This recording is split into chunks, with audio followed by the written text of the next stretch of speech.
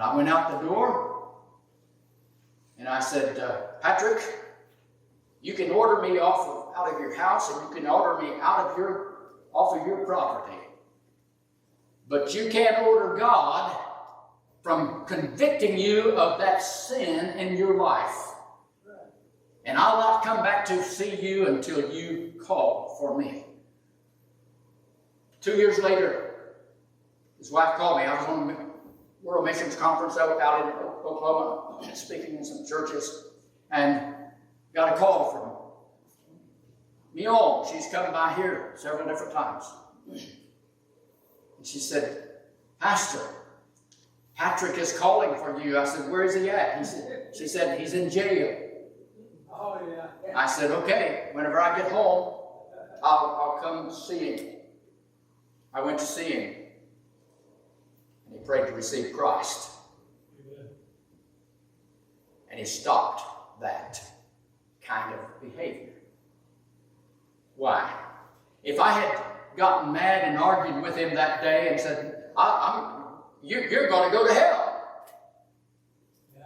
I'd have probably never had an opportunity to talk to him again. Amen. But I said, I'll leave. I don't want to go against your wishes, your choices, but God will hold you accountable for your choices. And God changed his life. Took some time in jail. God is still at work in our lives, but we have to be patient. The unsaved may judge us, but one day God will judge them. And instead of arguing with them, we should pray for them. Amen? Knowing that the final judgment is with God, not us. Amen. We're not the judge.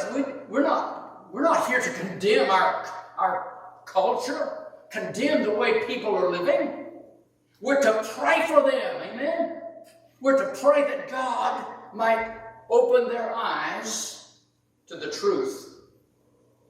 And when that happens, we need to understand God is able to do that. 1 Peter 4:6.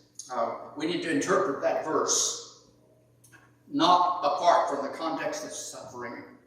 Otherwise, we will get the idea that there's a second chance after death to believe. But folks, there isn't. Let's read that verse.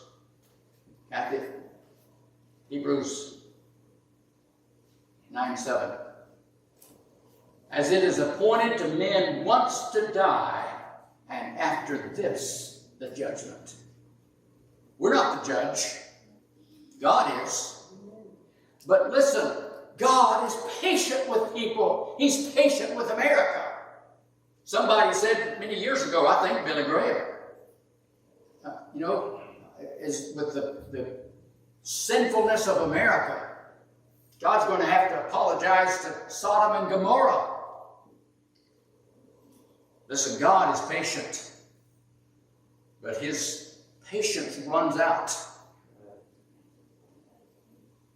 People can become callous to the point that they can't be saved. That's what happens in Revelation when that day of judgment and people who have been hating God, they're wanting death then,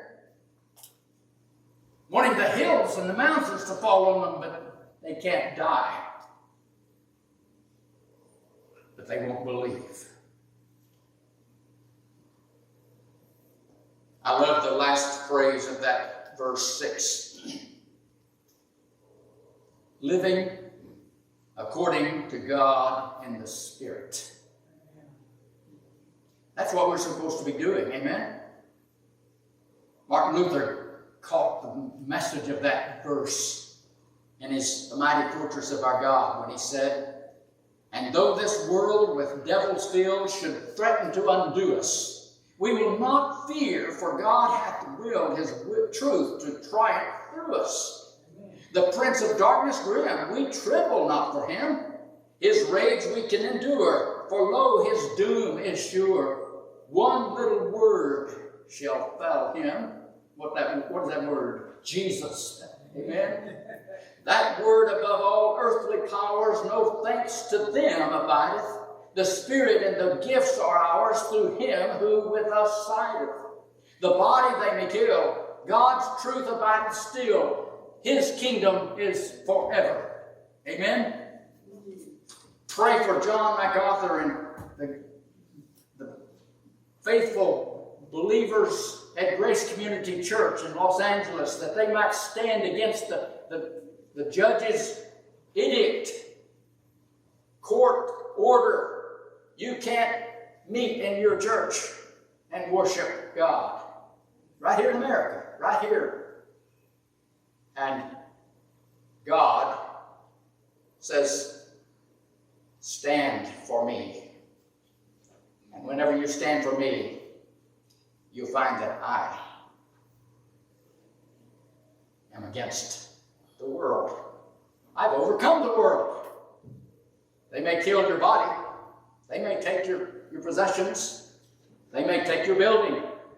They may take your possessions and everything else. But they can't take your soul. Amen? Amen.